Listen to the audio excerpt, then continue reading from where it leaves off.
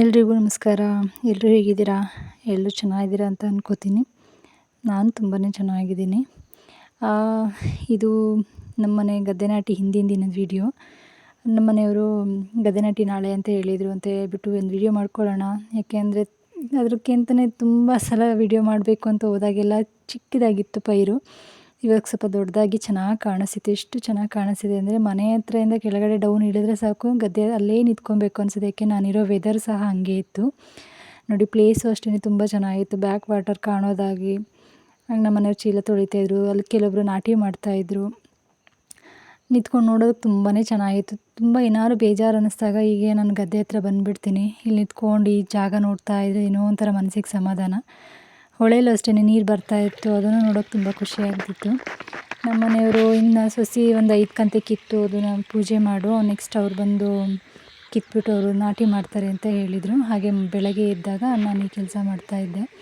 ನಂಗೆ ಅಷ್ಟು ಕಿತ್ತು ಅದನ್ನು ಗಂಟು ಹಾಕೋದಕ್ಕೆಲ್ಲ ನಂಗೆ ಬರ್ತಿರ್ಲಿಲ್ಲ. ಆದ್ರೂ ಎಷ್ಟು 5 ಕಂತೆಯಲ್ಲಂತೂ ಅಂತ ತುಂಬ ಹೊತ್ತು ತೊಗೊಂಡೆ ನಾನು ಅದನ್ನು ಕಿತ್ತು ಅದನ್ನು ಗಂಟು ಹಾಕೋದಕ್ಕೆ. ಅದಾದಮೇಲೆ ಒಂದು 5 ಕಂತೆನೇನೋ ಕಟ್ಟಿದೆ ಅಷ್ಟೇ ನಾನು. ಅದು ಕಟ್ಟಿ ಅದಕ್ಕೆ ನೆಕ್ಸ್ಟ್ ಅದನ್ನೆಲ್ಲ ಪೂಜೆ ಎಲ್ಲ ಮಾಡಬೇಕಿತ್ತು.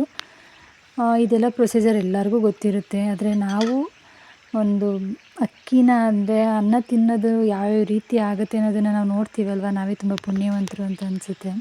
ಎಷ್ಟೋ ಜನಕ್ಕೆ ಇದು ಹೇಗೆ ಬೆಳೀತಾರೆ, ಇದು ಹೇಗೆ ಆಗುತ್ತೆ ಅನ್ನೋದೇ ಗೊತ್ತಿರಲ್ಲ. ಬಟ್ ನಾವು ತುಂಬ ಲಕ್ಕಿ ಇದ್ದೀವಿ. ಹಾಗೆ ಇದು ಪೂಜೆ ಎಲ್ಲ ಮುಗಿಸಿ ಮತ್ತು ನಮ್ಮ ಮನೆಯವರು ಗದ್ದೆ ಕೆಲಸಕ್ಕೆ ಹೋದರು. ನಾನು ಮತ್ತೆ ಇದನ್ನು ಮುಗಿಸಿ ಅಡುಗೆ ತಿಂಡಿ ಕೆಲಸಕ್ಕೆ ಹೋದೆ. ಏಕೆಂದರೆ ತುಂಬ ಜನ ಬಂದಿದ್ದೆ, 12 ಜನ ಏನೋ ಬಂದಿದ್ದರು. ಅವ್ರಿಗೆ ಬೆಳಗ್ಗೆ ತಿಂಡಿ ಆಗಬೇಕಿತ್ತು. ಹಾಗೆ ಅವ್ರಿಗೆ ಬೆಳಗ್ಗೆ ತಿಂಡಿ ಚಿತ್ರಾನ್ನ ಮಾಡಿದ್ವಿ. ಮಧ್ಯಾಹ್ನಕ್ಕೆ ನಾವು ನಾನ್ ವೆಜ್ ಮಾಡಿದ್ವಿ, ಚಿಕನ್ ಸಾಂಬಾರು ಮಾಡಿದ್ವಿ. ಸೊ ನಾನು ಹಾಗಾಗಿ ಪೂಜೆ ಎಲ್ಲ ಬೇಗ ಮುಗಿಸಿ ಬೆಳಗ್ಗೆ ನಾನು ಪೂಜೆ ಶುರು ಮಾಡಿದಾಗೆಲ್ಲ 7 ಗಂಟೆ ಆಗೋಗಿತ್ತು. ಇನ್ನೂ ಸೂರ್ಯನೇ ಬಂದಿರಲಿಲ್ಲ, ಯಾಕೆಂದರೆ ಮೋಡಗಳೆಲ್ಲ ಮುಚ್ಕೊಂಬಿಟ್ಟಿದ್ದು. ಹಾಗೆ ನಾನು ಪೂಜೆ ಎಲ್ಲ ಆದಮೇಲೆ ಲಾಸ್ಟಿಗೆ ನಾಟಿ ಶುರು ಮಾಡಿದ್ರು ಅವರು. ನಾಟಿಗೆ ನಾವು ಗದ್ದೆಗೆ ಇಳಿಯೋಕ್ಕೆ ಆಗಲಿಲ್ಲ. ನನಗೆ ಯಾಕೆ ತುಂಬ ಬೇಜಾರಾಗ್ತಾಯಿತ್ತು. ಒಂದು ಕಂತೆನಾದ್ರು ನೆಡಬೇಕಿತ್ತು ನಾನು ಅಂತ ಅನ್ನಿಸ್ತಿತ್ತು.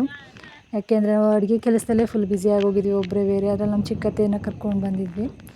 ಹಾಗಾಗಿ ಅವರು ನಾವು ಒಟ್ಟಿಗೆ ಅಡುಗೆ ತಿಂಡಿ ಎಲ್ಲ ಮಾಡಿದ್ದು ತುಂಬ ಖುಷಿ ಆಯಿತು. ಬಟ್ ನಾವು ಗದ್ದೆಗೆ ಇಳಿದು ನಾಟಿ ಮಾಡಲಿಲ್ವಲ್ಲ ಅನ್ನೋದು ಸ್ವಲ್ಪ ಬೇಜಾರಾಗ್ತಿತ್ತು. ವೀಡಿಯೋಸ್ ಇಷ್ಟ ಆದರೆ ಲೈಕ್ ಮಾಡಿ, ಶೇರ್ ಮಾಡಿ, ಹಾಗೆ ಕಮೆಂಟ್ ಮಾಡಿ ಹೇಗಿತ್ತು ವೀಡಿಯೋಸ್ ಅಂತ ಹೇಳ್ಬಿಟ್ಟು. ವಿಡಿಯೋ ನೋಡಿದ್ದಕ್ಕೆ ಎಲ್ಲರಿಗೂ ತುಂಬ ಥ್ಯಾಂಕ್ ಯು ಸೋ ಮಚ್.